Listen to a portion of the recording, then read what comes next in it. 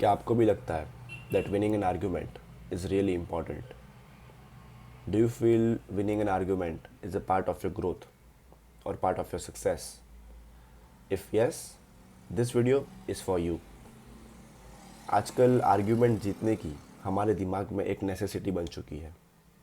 Thanks to countless number of videos out there teaching you how to win every argument. And winning an argument is overhyped. We feel that that's what we are supposed to do. And in case अगर हम एक argument हार जाते हैं then we start feeling that we are not good enough, we start questioning our strengths. But what if I tell you that winning an argument is not at all a necessity or a good thing? I will tell you why, but before that make sure to subscribe.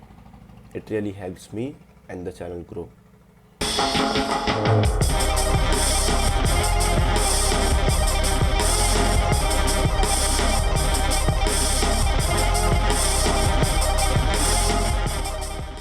So now I will give you 2 reasons why you should never try to win an argument.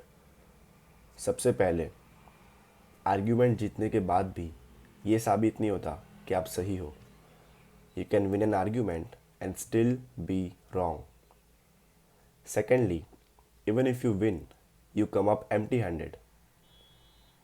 Argument जीतने के बाद आपको कोई award नहीं मिलने वाला, कोई पुरस्कार नहीं मिलने वाला.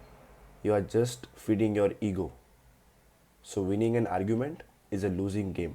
अगर आप एक आर्ग्यूमेंट जीतते हो तो उसके साथ साथ आप कुछ और ज़्यादा वैल्यूएबल भी खो देते हो, जैसे कि सामने वाले का ट्रस्ट, सामने वाले की रिस्पेक्ट या फिर वो कनेक्शन. और ये सारी चीज़ें हमें आर्ग्यूमेंट के दौरान रियलाइज़ नहीं होती, and that's the worst part. So हो सकता है कि आर्ग्यूमेंट के दौरान आप सामने वाले को कुछ ऐसा बोल दो कि आपको आर्ग्यूमेंट जीतने के बाद उसको अपोलोजाइज़ करना पड़े, सॉरी बोलना पड़े. Because sometimes during an argument we lose our control over tongue and हम सामने वाले को गलत साबित करने के लिए कुछ भी बोल सकते हैं.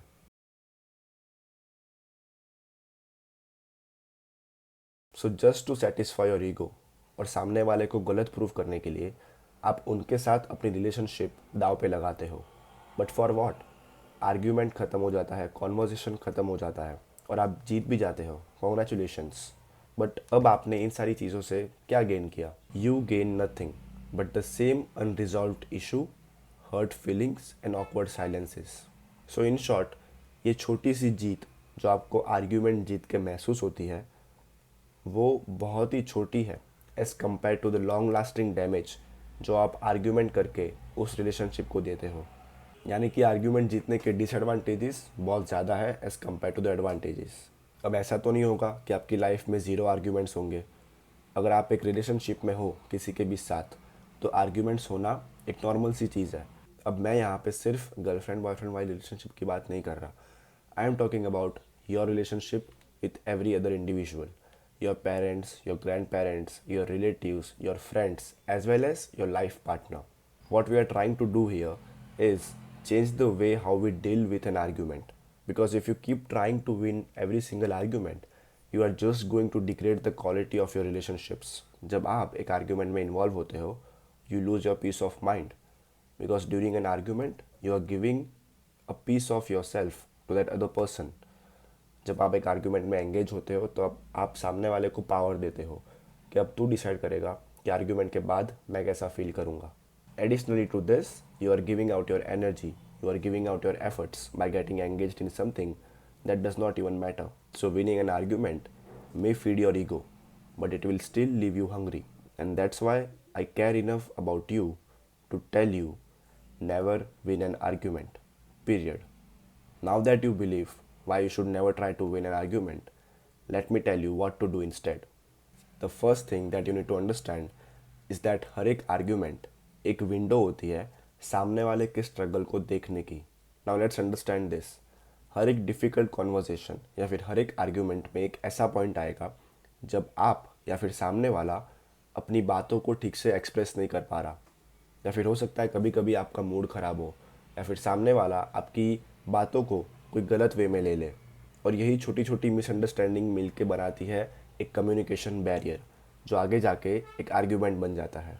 लेकिन जब आप थोड़ा सा रुक के इन सारी चीज़ों को रिवर्स इंजीनियर करो और अपने आप से पूछो कि सामने वाला मुझसे आर्ग्यू क्यों कर रहा है, क्यों सामने वाला गुस्सा है, क्या मैंने ऐसा कुछ किया है जिसकी वजह से वो मुझसे आर्ग्यू कर रहा है, या फिर इस आर्ग्यूमेंट के पीछे उसका कोई स्ट्रगल या फिर कोई इमोशन छुपा हुआ है. And the moment you start understanding the other person's emotions और his struggle is the moment when real conversation starts. Because at the end of the day बात आर्ग्यूमेंट जीतने की नहीं है. बात यह है कि आप सामने वाले की दुनिया को समझ पाते हो या नहीं. अगर आप नहीं समझ पा रहे तो सामने वाला आर्ग्यूमेंट डिजर्व ही नहीं करता. और कभी कभी जब आप उनकी स्ट्रगल समझते हो, उनके इमोशंस समझते हो, तब आपको रियलाइज़ होता है कि आप जो आर्ग्यूमेंट में जीत चाहते थे वो ज़रूरी भी नहीं थी. सो समझने की बात यह है कि हर एक आर्ग्यूमेंट के पीछे एक अनसेड इमोशन होता है, फ्रस्ट्रेशन, इनसिक्योरिटी या फिर पेन. और जब आप वो समझने लगते हो, that's when the real conversation starts. So next time जब आपके साथ कोई आर्ग्यूमेंट करने का ट्राई कर रहा है तो आपको दूसरी साइड से उसकी स्ट्रगल समझने का ट्राई करना है, जिसकी वजह से धीरे धीरे आपका जो आर्ग्यूमेंट है वो एक कम्युनिकेशन में बदल जाएगा. The next thing that you need to do is ask yourself, how did watching arguments in your childhood influence the way you argue now? Because the answer to this question is going to give you major reality check. Because most of the time, the way you argue today has lot to do with what you saw growing up. जिस environment में आप बड़े हुए हो, जहाँ पे आपने आपके पेरेंट्स को या फिर आपके घर के बड़े लोगों को आर्ग्यू करते हुए देखा है, आप उनके पैटर्न्स अननोइंगली अपने अंदर भी ट्रांसफ़र कर लेते हो.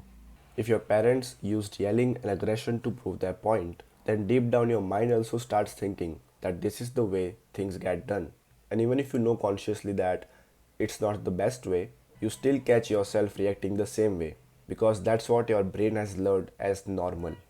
ऑन द अदर हैंड, अगर आप एक ऐसे घर में बड़े हुए हो जहाँ पे कोई कॉन्फ्रंटेशन ही नहीं करता, where silence is the way to keep peace, then today you might find it scary or even awkward to get indulged in an argument or a conversation because you have never really seen disagreements to be handled calmly. So, in case you feel like the way I argue today is similar to what my parents did, and you also know somewhere that this is not the healthiest way, then it's your chance to break the cycle.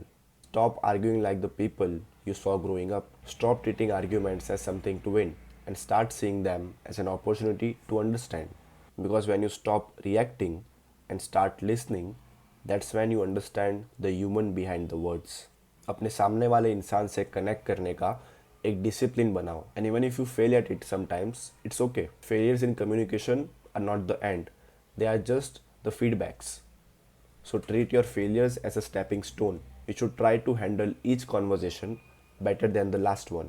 Now I would advise you, as an adult, try to indulge yourself more and more in deep conversations, in meaningful conversations. अगर आपको किसी के साथ एक लंबी conversation करने का मौका मिलता है, then choose deep topics. Because I truly believe that अगर आप ऐसी कॉन्वर्जेशन में एंगेज होते हो तो इससे आपके दिमाग के सारे तार खुल जाते हैं, जो रेस्ट्रिक्शंस होते हैं वो चले जाते हैं, and you are definitely going to learn something new out of this conversation. Unfortunately it is difficult to find people with whom you can do something like this, and the solution to this problem is simple: subscribe. Because if you are watching this video, there are high chances that we think alike, and most of the people out there live all their lives doing shallow conversations, जिसकी वजह से उनका mindset भी shallow रह जाता है. So it's time for you to change the way you talk, because it is highly going to influence the way you think about life. If you found value from this video, make sure to drop a like and subscribe. Thank you for watching, and thank you for your attention.